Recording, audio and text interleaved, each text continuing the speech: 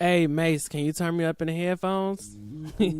Welcome back to another episode of Bro, Where's My Phone, the podcast. This is Christopher Allen, and this is episode number 2. On this podcast episode, I invited my good friend Arnaecia to just come hang out with C. Allen and just talk about some social media behavior, social media activity.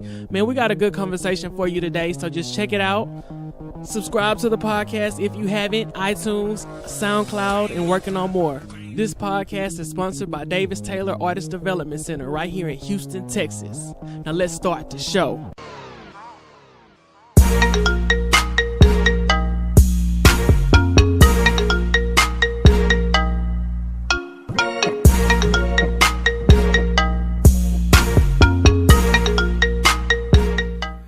What's going on? This is Christopher Allen. Welcome to another episode of Bro, Where's My Phone, a podcast. This is episode number 2.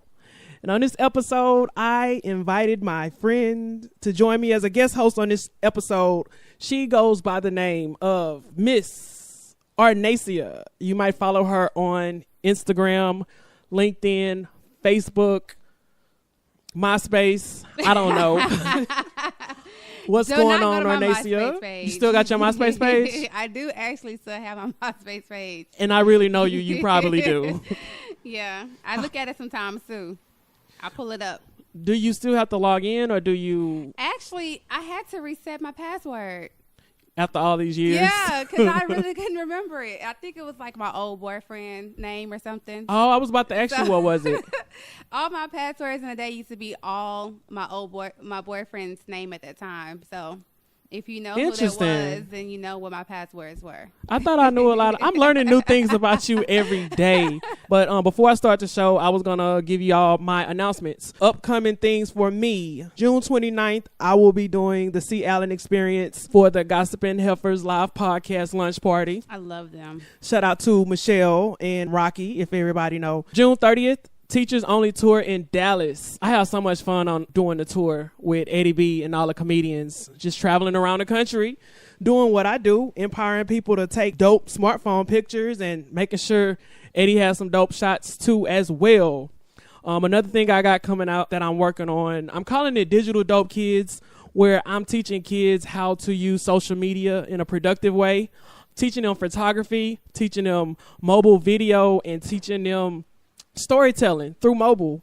So I'm very excited about that because I get an opportunity to empower these kids and pass on knowledge that I picked up by being a photographer. I hope you're teaching them how to use portrait mode. Portrait mode is for sure, definitely portrait mode, because the iPhone has this dope feature. Some people know about it, some people don't. But what I'm finding out is people are using it incorrectly. So I hope to correct that. I got the classes coming for the kids, and I got classes coming for the adults coming soon. Hopefully by July, I'll have a date for you and give y'all the details for that. Please stay tuned. So back to Miss Arnaecia. I got to start the show. What kind of phone do you have? That determines if you can sit by me or you can sit over there where you are. Exactly. iPhone or Team Android? I already know the answer. I actually have 2 phones, not like Kevin Gates, but I have 2 phones, and they both are iPhones. So I have an iPhone 8 Plus and an iPhone 7 Plus. You know, I need a lot of storage. Start the what is that song? Swag and Surf. Start the Swag and Surf song. Shout out to all Team iPhone people. I love you. You are my brother. You are my sister. And if you got a Team Android, watch your wallet. That's all I'm going to say about that. Anyway, you are an iPhone user. How long have you had your iPhone? Man, you know what?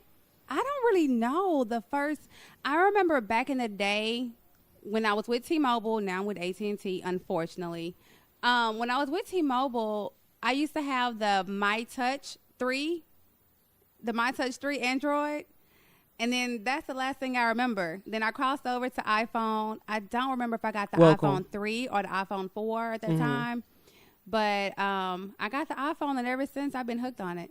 At first I didn't like it. I have to admit. What didn't you like about it? I did not like the iPhone because I just felt like it wasn't as user friendly as the Android that I had. And I felt like I can do a lot more on my Android, which in a sense, I can do the same things, but I think the Android was just more user friendly. Maybe it's like, Maybe Just it's like say the it. phone for dummies. What iPhone is? The Android is a phone for dummies because it was so much user friendly. Then The words are iPhone. Arnaecia. That's your words. Yeah, so I just think that's why I like the Android at first because I'm like it was easier. But the iPhone it does the same thing. It does it in a different, classier way. Right. I think when Steve Jobs came out with the iPhone, that was his intentions. Now, I feel like the iPhone was the beginning of an amazing race of smartphone technology. The cameras are a beast. And not saying Android don't have good cameras because I see they got good cameras too. At first, at first iPhones did not have good cameras now. Oh, see, I didn't know that. They didn't have good cameras at first. They evolved into enhancing their cameras. The one thing about iPhones that I think has a competitive edge is iPhones, they have all these updates. So they're able to I feel like still enhance little things that maybe even help the camera out. Along the way? Yeah, along the way. If you have an Android, I know a lot of people were all on those, what's that phone? The Notes or Samsung The Notes. 6 or I don't know if it's the same thing, whatever. And they were like, oh, the camera is so good. It's so dope. True. But after a year of having that phone, that camera's whack now. I don't know what happens. The camera deteriorates. Right. So it's not as good for some reason. But the iPhone, I feel like the cameras evolve a lot over time, even if you have the same phone. Oh, so along with the updates. Yeah, the I just feel like it has updates. something to do with it. I could be wrong. I'm not a tech person, but that's what I get from it. Because some people think that with the updates that come with iPhone, that it makes, if you have an older model, some people think it's a I'm not saying it is or it isn't a conspiracy, that sometimes your phone starts malfunctioning or not working once you do those updates. Yeah. I mean, I think I read articles on that it was confirmed. But let me tell you something. I am not buying another iPhone in this lifetime. I'm not. I love iPhones, but my time is up. I'm going to stay with you, but I'm not going to keep buying a new phone every time. I feel like half of my debt is iPhone debt. Well, that's coming from a millennial. You heard it first. It's like, come on. I'm paying for total of 3 phones, and I can't keep up with the monthly payments for the phones and all this stuff. If you don't got the $1,000 to spend up front on the iPhone, just leave it alone. Because my bill just keeps going up. So I'm not getting no more phones. I think that's pretty smart. Mm-hmm. I think that's pretty smart for a millennial. Reason being is because a lot of times people get caught up into, oh, I got to get they coming out with a new phone on Friday. I got to order mine. But I have a 7 Plus, and I've had my phone for at least 2 years, and I use it in my business. Most of my photos come from my smartphone. And as long as I'm getting a job done, I'm meeting people, I'm networking, it does me really good, really well. Yeah. As long as my pictures still look good, then I'm good. Speaking of your pictures, have you guys been to Arnaecia's Instagram page? If it's your first time listening to the podcast, go to what's your Instagram? It's businesswoman, so it's BIZNIZ_WMAN. Hopefully you got that. You can rewind it if you didn't. Go to Arnaecia's Instagram page, and I laugh. Let me tell you what I do. I do this on a regular basis. I'm always on a go. I'm addicted to my smartphone, which is why Bro Where's My Phone is the podcast name. I can't help it. I love it. It's my entertainment. It's my everything. But go to her Instagram page. You will see the book and the life of Arnaecia through selfies. Shout out to all of her 10,900 followers. You really got a good Instagram, to be real with you. Really? Thank you. And go ahead. The reason I say that is because, people want to see us. People want to see us, not more so business. You know what I mean? Yeah. Even though you still use it strategically, you still do a good job of connecting with the people that you connect with. Yeah, and through social media marketing, that's one of the things that I've learned is that people want a humanly presence. And we have one of my partners and I, we're working on a social media project for our dental client. And the first campaign we did, it was just kind of about the business. And then the second campaign, I was like, look, we have to bring the humanly presence to this, because that is going to be the greatest connector between the business and acquiring new clients and maintaining the relationship with existing ones. So on my page, what I learned through looking at my analytics and research is people really just love when they see me. And I'm not trying to sound narcissistic. Oh my God. I hate to say you're right, but people my God. love when they see you too. It's just that they love to see the person. They don't really care about the work. So you have to learn how to tell your story through pictures that have you in them. That's all. And find balance. And find the balance in between. Show some work, but still tell your story. And the best way to tell your story is to have you in the picture. I'm glad you said that. Because I'm inspired to do this podcast because I call it social media behavior. And I definitely don't want to do a podcast to judge or to shame anybody. I don't care what you post. We have a good time. We have a good time watching some people post their real life, real life. So let me ask you a question. The people who follow us, right? Mm-hmm. The majority of people who follow you on social media are probably the ones who would never comment, like, or do anything. Oh, yeah. But they watch. Oh, yeah, they watch. And, they'll watch because you'll be out somewhere and they'll be like, oh, I see you doing this. I see you doing big things, blah, blah, blah. And I'm like, where you see that at? Because I haven't seen you.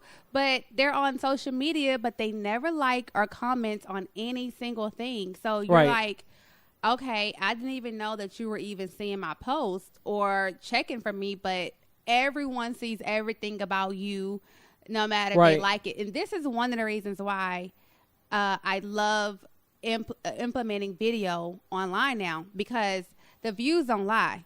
Now, if you put a picture up, it'll only show you the likes from that picture. Right. And then you can look at your impressions and see, how far the picture got across social media. But when you put a video up, the views don't lie. If you watch my video, I'm going to get a point for you watching my video. I didn't know that. So on my views, I will look at my videos and like, dang, I get like a higher number of views than I do on my pictures, because people are seeing them, but they're not liking it. But the views don't lie. The views are the views, one for one. Yep. I didn't know that. You see, you taught me something right now. So that means produce more videos. Yep. And put it out there. Yep, that's it.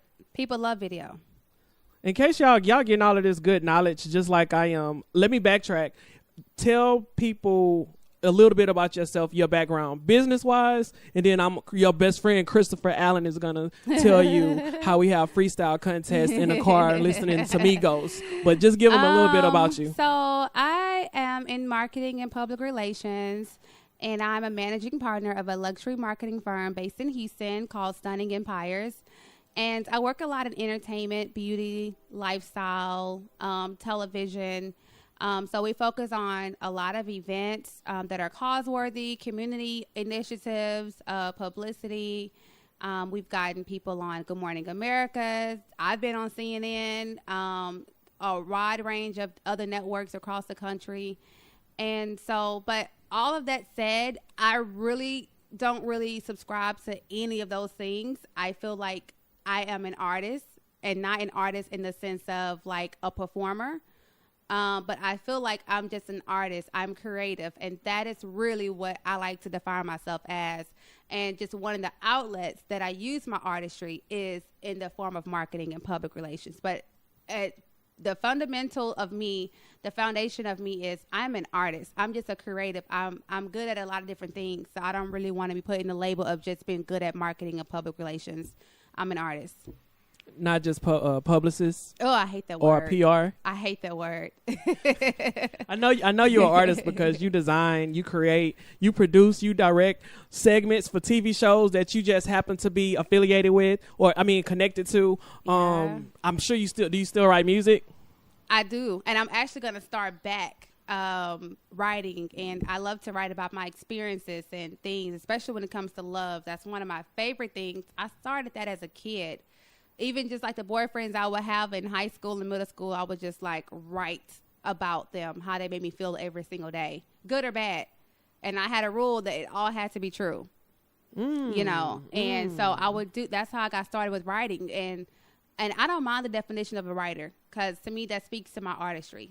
So an artist and a writer, that's who I am. Right. I'm good at script writing. I'm good at, you know, direction, all this stuff, you know, press releases and all that stuff. So it's just one element of how I am marketing myself, but all around, I'm an artist. Nice. Well, I think that's pretty cool, because I think I'm gonna try to not say millennial so much, because I think it's a label, and you know how we feel about labels. But living and doing business and just existing in today's time, I feel like you do have to be a combination of both. You can't just be all technical or all one thing. I feel like you have to be multi-talented, and I think there's a lot of creative people out there, but the world has told them, don't be creative, just do this job, just do this 9 to 5, do that one thing. I think that's why we're friends. So, but this is how we met. I met Arnaecia while I was doing a workshop. Let's see if you tell the story right. Okay, I'm gonna do my best to be like Martin and tell the story from my vantage point. So there I was at this event. I was at a workshop, and I wasn't gonna go to the workshop at first, but I got invited to take pictures. So doing that, I gave away some giveaways. I believe it was a gift certificate for a free photo shoot or a free event photography session, I believe. Yep. And Arnaecia was one of the recipients of that. I just looked over there. I saw this girl in this semi-tight dress, really colorful, really nice. A client actually gave me that dress. I remember that dress. Nice. Well, hey, I remember it too. But what I remember was, this is literally my thought process. I've done so many events that after a while, to me, it's like, okay, it's just work. It's just like another haircut. It's a barber, it's another haircut, another haircut. So I'm doing this event, and I'm not really paying attention other than just doing my job. Then what I noticed was, I just thought you were just another PR girl, just another girl in the industry. And yeah, but I'm glad you won. And we use it? We did use it, right? Yep. I did a workshop, and you came and you did photos for me of that workshop. Actually, I was going to post some of those pictures. That's coming up. Okay. We're going to need one. Pictures. We're going to need a cover for this episode too anyway. So I think I've done half of Arnaecia's catalog. C. Allen Photos. She has about 100 invoices still in my inbox. No, I'm just kidding. But I have done a great majority of your pictures. I'm still waiting for that payout. As long as I owe you, you'll never be broke unless I die. Unless you, so I better be covered in that. In the insurance policy. Pay my debts. C. Allen Photos. This podcast right now is just to give people a little, not even a lot of taste of C. Allen, because I'm behind the lens 24/7. I don't really get to talk. I see a lot of hair pieces, lace fronts, eyebrows, eyelashes. I have fun. I do not have hair like I used to. And if you notice, I wear hats, but I laugh at myself. I have so much fun. So when I'm out at events, I do a lot of people watching. But I can tell you this makes me know that I'm not the only one. It's a lot of people with self-body image, like, what do you call it? Insecurities. Yeah. And I'll be honest with you. One of my biggest insecurities, and I've gotten better the older that I get, is keeping my head covered because of scars. And some people might be like, what's the big deal? We all have scars. But it was a big deal because we want to know how we look. Yeah, I have a scar on my forehead that used to be very prominent when I was a kid. And I used to be like so afraid to show it because I thought it was just so ugly. Mm-hmm. And then some days when I didn't even think about it, so many people at school would be like, oh my gosh, like, what happened to your head? What happened to your head? Or they would think it was a bigger deal than I did. Right. And so all of a sudden I'm like, oh, is my scar a big deal? You know, and I didn't really think it was until people started telling me, hey, that scar on your head is a big deal. And I'm like, oh shit, I didn't know that. So now you made me insecure about something that I was comfortable with it in the beginning. Yeah. And now if people notice it now or say something, like literally on all my pictures, I don't even see my scar anymore. I mean, I know it's there, but I don't see it because it's just like, I'm totally okay with it. Right. You know, it's the same thing with stretch marks. When you're a woman, you have a baby and it's like, oh my gosh, I got a stretch mark on my thigh. I got this, I got that. you know, and it's like, now I'm like, I really don't care. Yeah, Right. I had a kid. So Right. obviously I have stretch marks. Right. Here's the problem Not I every have. woman, but you know. The problem that I have with social media versus now, like I know right now, most men love a woman, right? Stretch marks and all, because it comes with, it's not a second thing. They like curves. They're a man. You know what I mean? That's why there's somebody for everyone. That's saying that one. But social media wise, there was a picture that came out with, oh man, what's the guy name? Idris? How you say his name? Idris Elba. Yes, him, the actor. I don't know if it was his wife or his girlfriend, but they were on a yacht, and pictures came out with her in a bathing suit. Oh, yeah. And I was curious. She was fine. Number one, she was a fine, grown woman. She had a nice swimsuit on, curves. But the comments, people went in. Some people went in, and I thought that was so stupid because, you know, in real life, everybody don't look like that Instagram model, or that they're not even models, but the Instagram girl. Let me see, if I was a dude, let me see the stretch marks so I know it's real. If you see a girl with stretch marks, then 9 times out of 10, you know it's real. A girl has no stretch marks, then, you know, you may have to run her through something and see what's in that behind, what's really up in there. some doctor in Miami or something. But no, I think like I said, I see a lot behind the camera. I know a lot of people, and I have to tell women that you're beautiful. Just smile, like you have a nice smile. So take a picture. And I think that's why people have to choose photographers carefully, because some photographers can make you insecure about things just like other people do when they're doing photo shoots with you, and some can actually empower you and make you feel so good. And that's the thing. If I shoot with someone, I want a photographer to make me feel good. Like I should feel like Beyonce when I'm shooting with you, you know, versus a photographer that's like complaining about certain things that you obviously can fix at the time. Like what? Like throw out an example. Let's say, you know, I've had photographers, you know, comment on certain things like, oh, hey, you know, well, not really with me with makeup, but I've seen it done with other women where they comment on your makeup and say, oh, well, you know, she should have did your makeup like this, or you should have went with this color. But they're actually in the process, like they're shooting, but they're mouthing that out to that subject, and I think that's not fair. Right. Or I've seen photographers who body shame women while they are taking pictures of them, you know, such as, okay, you need to turn here because you're a little bit too big to make you look slimmer, which some people may like that suggestion, some may not. Right. Or they may say, hey, you're too slim, you know, you need to do this because you're really, really skinny, you know, so it just depends on it. But I feel like your job is like to be a makeup artist in a sense. Accentuate the best features of that person and make them feel good. So that, because the energy between the photographer and the subject is going to come out on the photo, you know? Right. And that's why you have to really vibe with your photographer, and you have to really like your photographer. They need to like you. And y'all need to get along in some kind of way. Right, absolutely. And I think that's why a lot of people, your fans, I call them, but your customers are fans. Because we be going down the street and people be yelling, C. Allen, C. Allen. Yo, Thank you C. for Allen, making... where's C. Allen at? Oh, my gosh, it's C. Allen. I just saw C. Allen.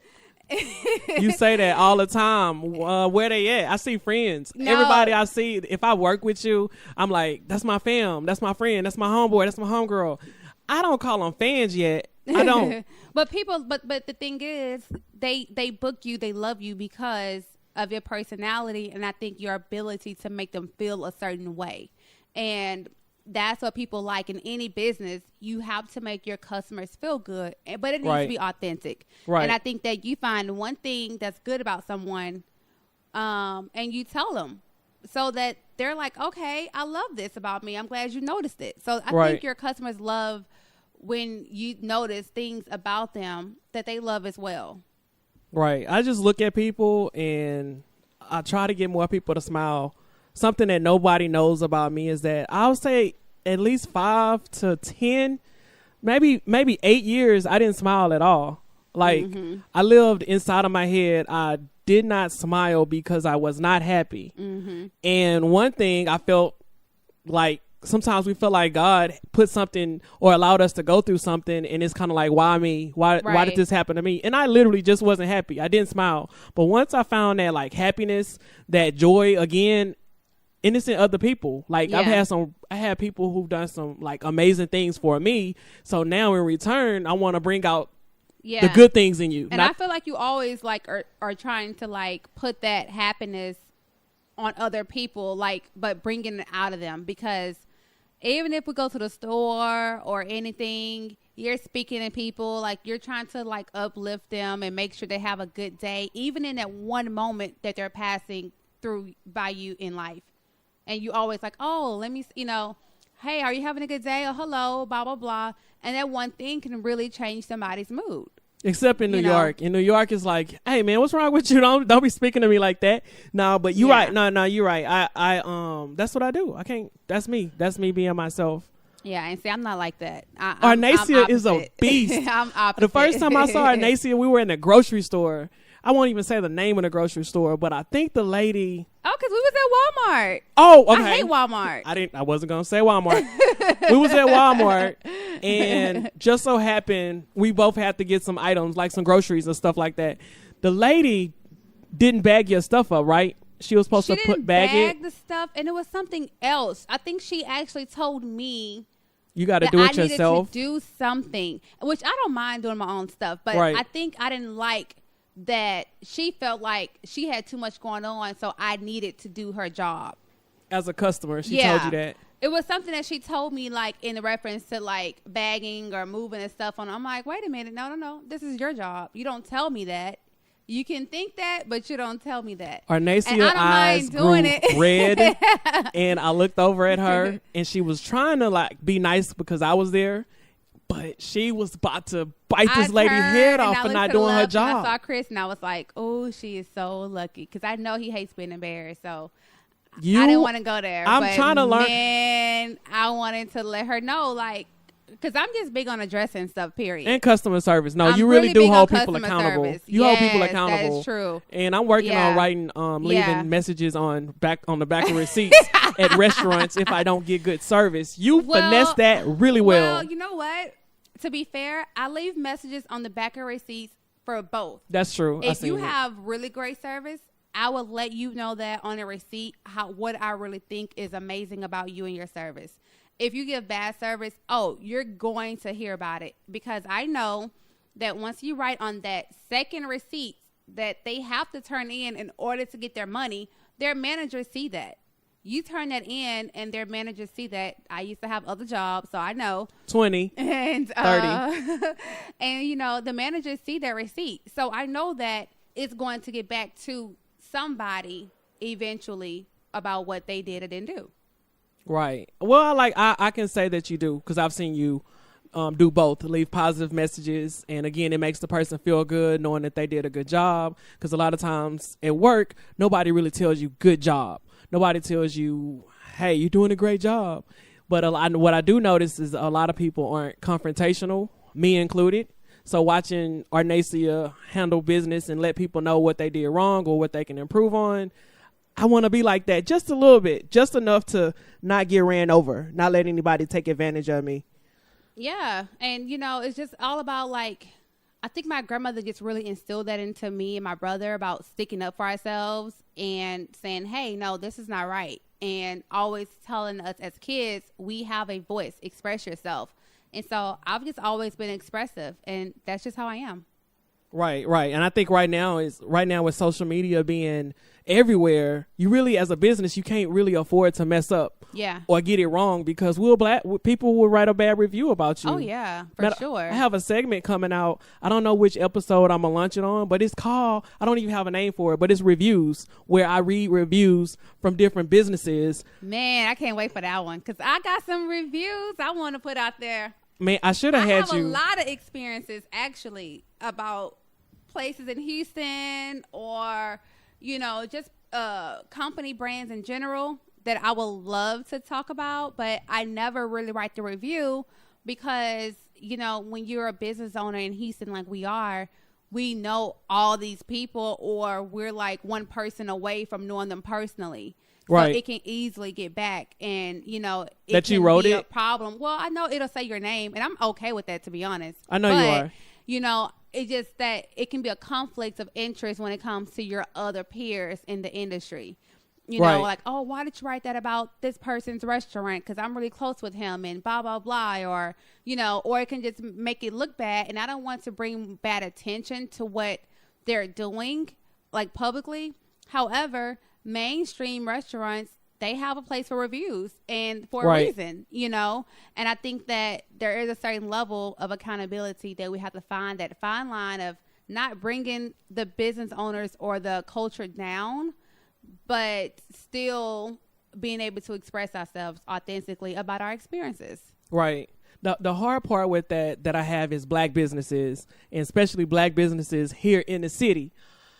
I'm torn between, I have a high expectation of customer service, right? And I'm going to be real and put it out there, because it is kind of controversial, because I want to support black business. I do support black business. I want black to win.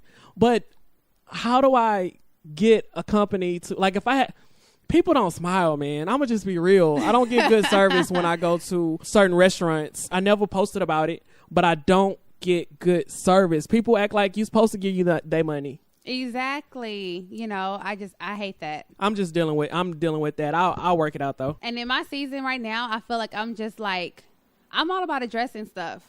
I just address a lot of things because I think it's called like cleaning house for me. Right. So I am definitely for like addressing things, telling people how I feel, being an over communicator and letting people know, evaluating things in my life from myself, like how am I treating myself in my life? Right. My friends, how are my friends treating me? How am I treating them? And I'm just like cutting loose with a lot of things and a lot of people, or even clients, or just things that don't fulfill me. Right. So right now in your what should we call it? Just process in season. Yeah. How do you feel overall? Like, are you cool, calm, relaxed? Do you feel good? You know what? Hopeful? I feel really good and hopeful because, one, I feel good that I got rid of a lot of baggage. And if you're listening to this and you're quote unquote gotten rid of, it's not to say that you're literally just like baggage or trash, because you're treasure to somebody else. But for me, it just wasn't valuable for me anymore. And yeah, I just had to get rid of a lot of people, even clients, and the type of clients I was working with. It's just learning what really suits you, what's your ideal situation. And I think that we always go over, hey, this is my ideal situation. This is the kind of car I want. I want a Lambo, this, blah, blah, blah. That's my ideal car. But okay, Right. What about your ideal friend? Right. What does that look like? What does your ideal husband look like? Right. What does your ideal client look like? And at this point in my life, I only want to be in an environment that is ideal for me. That's understandable. That's understandable. So for me, we talk offline all the time. I love photography. I love the people that I meet, but I don't know if I like the client business relationship. I think this is the real podcast because I want to talk about real issues that we deal with. And as a small business owner, we evolve. We always evolve. What I liked last year or 2 years ago doesn't do anything for me now. And so I want people to know that it's okay to evolve without judgment. And if people judge, you got to be okay with yourself. Yep. My peace comes from working with kids, helping people, helping my friends. If I can do photography and just associate myself with them, I'm really, really happy. But the problem is that when you run a business, how do you generate revenue? That's the problem that I'm like currently facing. I want to do what I love, but I want to do it on my terms. Does that make sense? Oh, yeah. And that's it. Like, that's what I want to do as a photographer. Exactly. On your own terms. And I love that. That's how I'm living life, on my terms. On your terms. But let me ask you this. Let me switch it got kind of deep. It's cool. What I wanted to talk about, back to Bro, Where's My Phone? The podcast. What are you listening to on your phone? Which apps get the most business? You know what? Right now, I would say the apps that get the most business for me will probably be my banking accounts.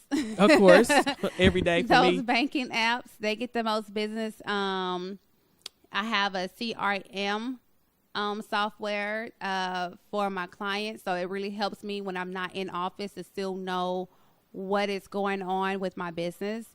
That gets a lot of attention, and I would say for sure Instagram and Facebook. Of course. Oh, and that Cash media. App be popping. And Hold on. Cash App is one of my favorite apps. that Continue. is just like it's like a lifesaver for me, literally.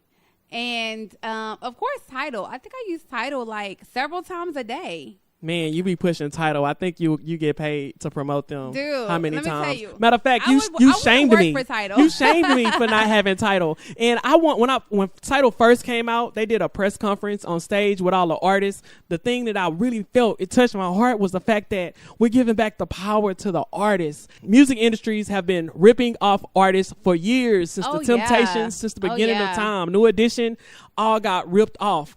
Social media allows you to do things yourself. You don't need permission. And I'm just going to sound like I'm preaching, but you don't need permission to ask somebody to do something on your own. You can just do it. You can create your own art and own it. But Tidal, I like the business model first. I got shamed by Arnaecia because I did not have Tidal until, when did I get it? Before this podcast airs.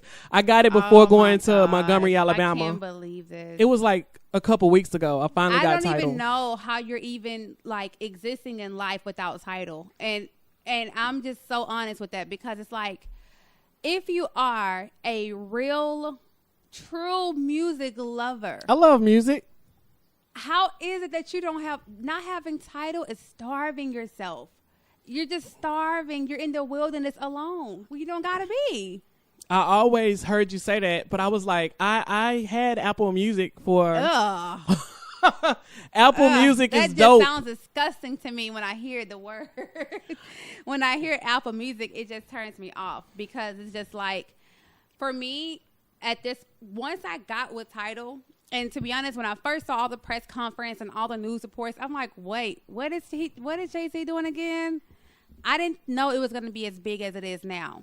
And I didn't really quite understand it all the way, because it was so new and it was so far on a tech side, I feel like, when it first came out. And then they implemented the artist part to it in their campaigns, and, had the big press conference and all that stuff. And I realized, okay, I saw what it was going to do, but I didn't really know, because, you have to experience things in order to really believe it. Right. But man, Tidal did not let me down.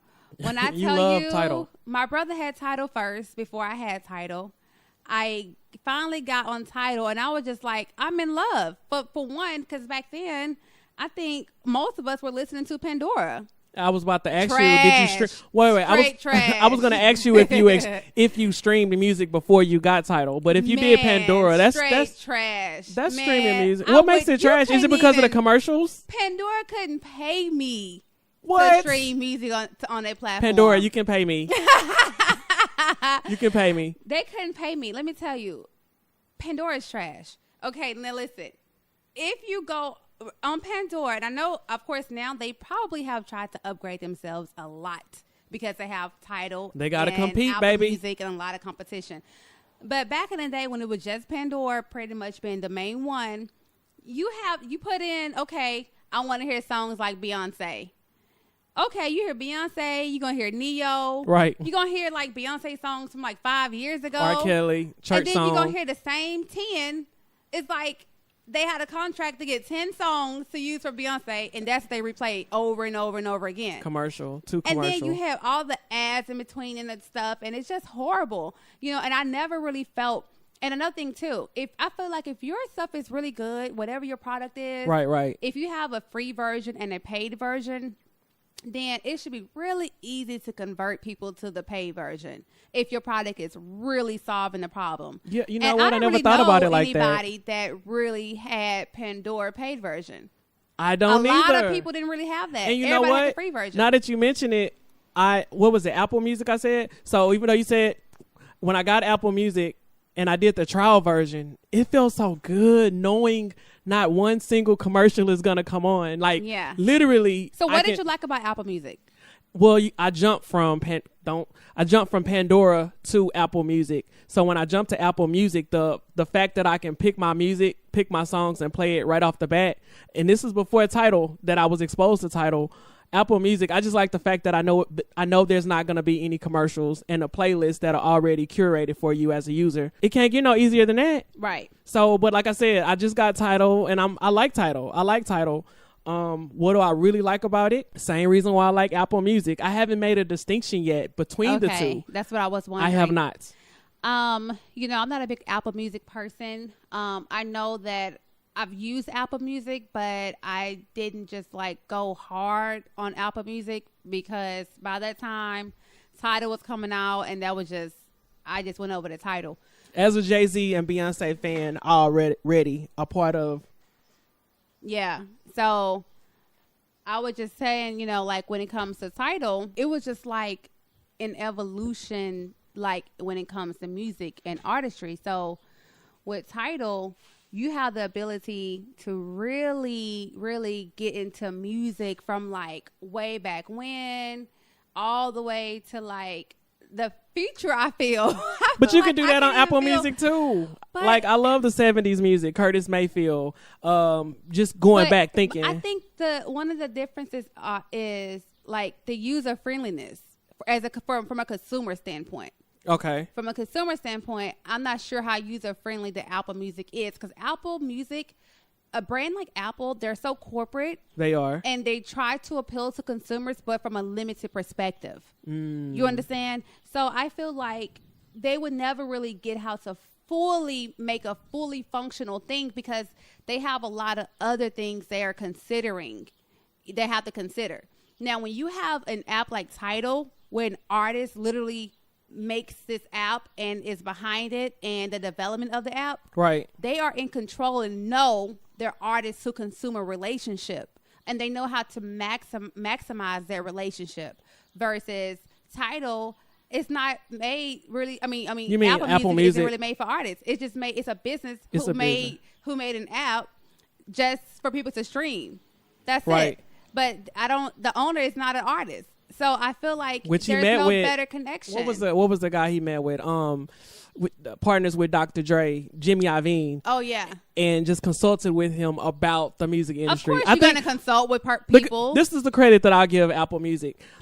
They had to save the record label, because at the time the record label was like the Titanic. It was dying. It was going down, right? It was really dying. So not only did they benefit lucrative financially, Apple Music, they started streaming music, and basically, just like iPhone, they changed the name of the game for streaming services. Now here comes Tidal. When Jay-Z bought Tidal, and this is just to my knowledge, he bought a company that already existed, but he is of the culture. He's a businessman, but he probably understands consumers better than. But his objective was to create something from an artist's perspective, and then also make it worthy on a business level.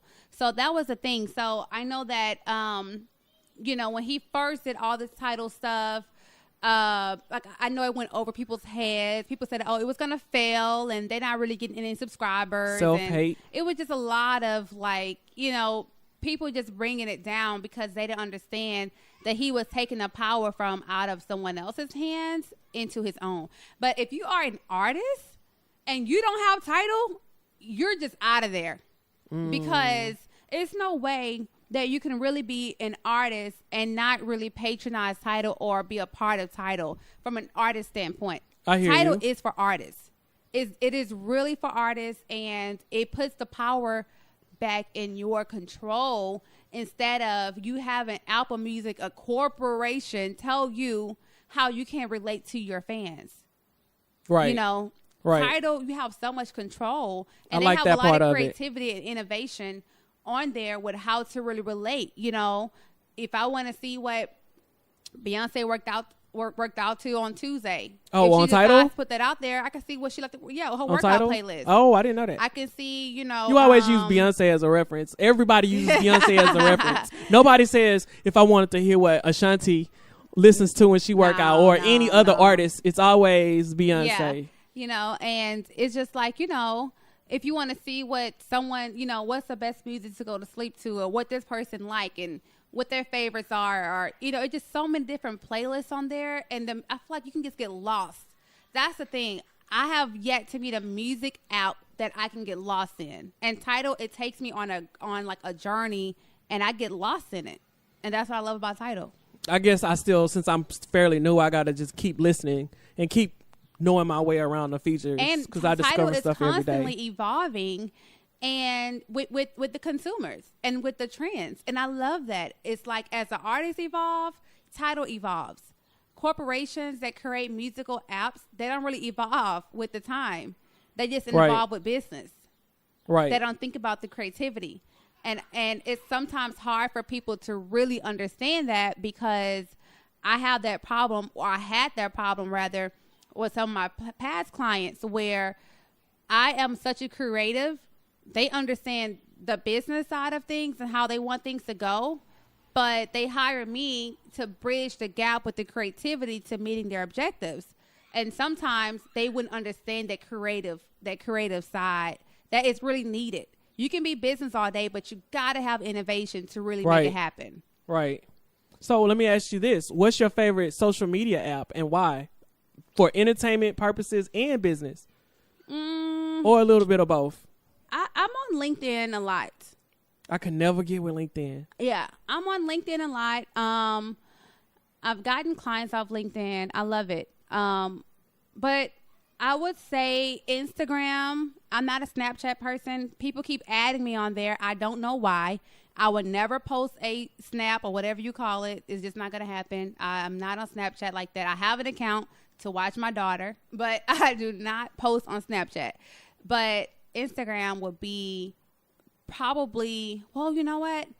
I do love Instagram because I love the visual aspect of it. And I do feel like, man, and I remember when I first got Instagram, and I felt like, oh, it takes me across the world. Really? It That's how you felt? connected me, yeah. I felt like I was connecting to people in Germany and out of the country. Right, it was just like, it was another app that I can get lost in. Right. And I love Absolutely. that. Facebook, I never really got lost in Facebook. It has boundaries, which is what it's for. It's for more of a personal usage now. And I feel like I love Facebook because I get to keep in contact with my family and my friends and do more personal things on there. You know, with my daughter, I don't really post her on Instagram. Right.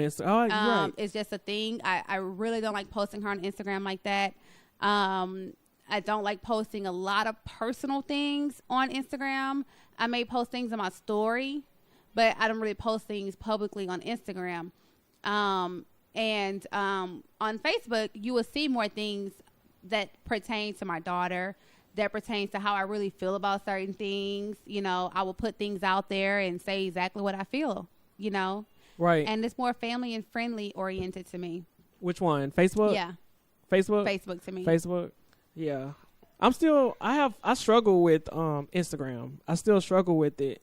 And thanks for helping me try to get my strategy together. $10,000. But shout out to my 3,001 followers on Instagram. But it's all good because you know what? They're earned. Have you ever bought followers? They're earned. They're earned followers. So I know people say, I don't get caught up in how many followers. I have a business, C. Allen Photos, and I'm doing a lot of different things. You do want to know, who's following you, but you want them to be real followers, people who, when you see them out in person, they know your story, or they know your vision. And that's what Arnaecia, on the real, you've helped me with that, because people have to know, where you're headed or what's your direction. And people get, like you say, people get so caught up in how many, and that is the most irrelevant thing I've ever heard in my life. Right. Like, you need to just make sure that you have a connection with those people. I don't care if you have 500 people, because if you have 500 of the right people on your Instagram, right, your stuff will do the right things. You can do some damage. You can do some real damage. So having 3,000 people that are literally earned, to me, is more valuable and golden than having 30,000 followers. Because 9 times out of 10, those 30,000, they're so far-fetched from you, even if you didn't buy them. They can really care less. They just follow you for whatever reason. For whatever you reason. Had a lot of followers. They saw you get to a certain limit and then they just followed you. So they don't really care, you know. But I think having the, you know, having those real people in real life. And I always tell everybody, when you go places, meet people, pull out your Instagram. Yes, and network like that. Network and make sure that y'all follow each other on Instagram first. That's my thing. Let's follow each other on here if we connected and we vibe. Because I know that we made a connection, and now when I see you post, I will have a, you know, some sort of inkling of who you are. A little bit on their radar. Yeah, a little bit on their radar. And I kind of know you a little bit. And I think, you know, it's just really important to have that authenticity there, because there are people who have like I say, 500 followers and they got like 500 likes. Right. You know? Right. Or you can have, you know, X amount of followers and get like 12 likes.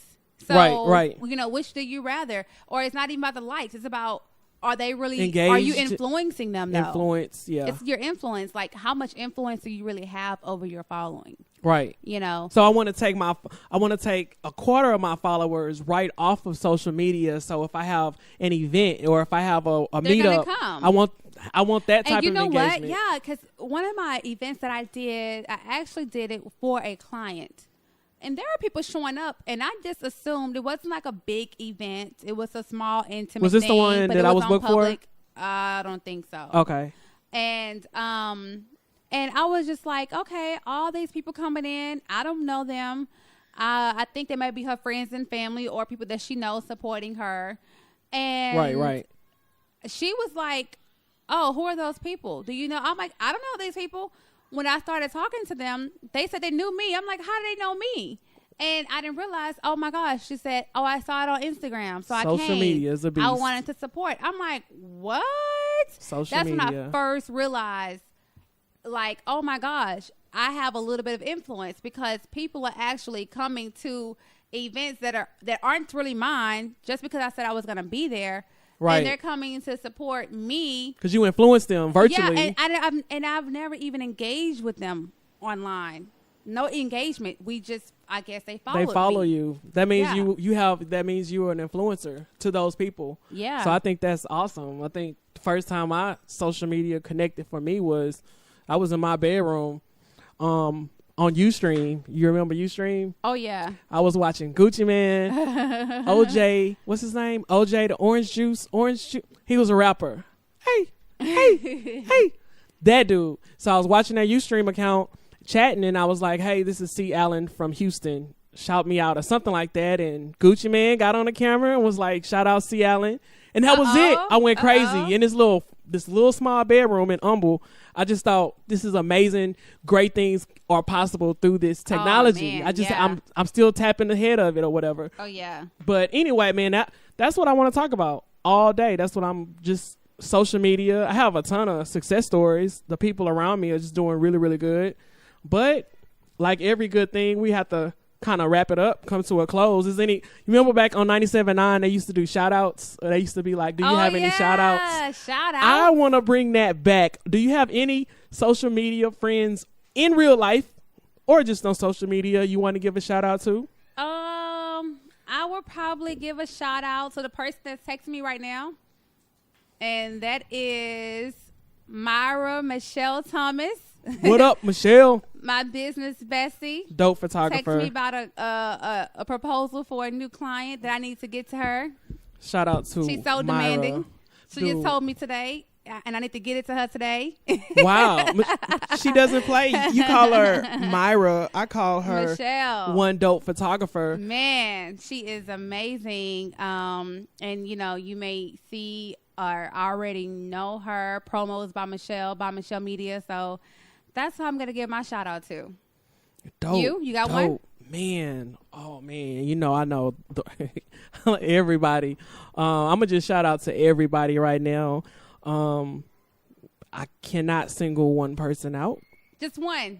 Just one person. Who do I want to shout out to? Shout out to nobody? You know what? I got to shout out. I'm going to shout out my god brother, Carl Wesley. Shout out to Carl Wesley. Fitness pro. Let me give you his Instagram. Man, fitness trainer. I don't think I'll ever be as swole as Carl. Body extraordinaire. His Instagram is Carl Wesley _ the brand. That is my godbrother, Chiseler's Gym, co-owner. That's my shout out for today on this episode. Yep. So anyway, thank y'all for listening to this podcast. Let me go through some house cleaning in closing. Again, don't forget June 29th, I'll be at the Geit Gallery for the Gospel Helpers Live podcast lunch party for the C. Allen Experience. Make sure your phones are charged. I will be teaching people how to take dope pictures on their iPhone and Androids and whatever camera that you have. And I'll also be doing June 30th, Dallas, Texas, again for the Teachers Only Tour. Shout out to Eddie B doing his thing across the country. Yep. If you're listening to the show and you like the show, I'm going to ask you to subscribe to it. No, I'm going to tell you to subscribe to the show on iTunes. Bro, where's my phone? ? The podcast. And on SoundCloud. And follow this young lady that you've been listening to today, Arnaecia, on Instagram. Businesswoman, BIZNIZ _ WMAN. Thanks for listening.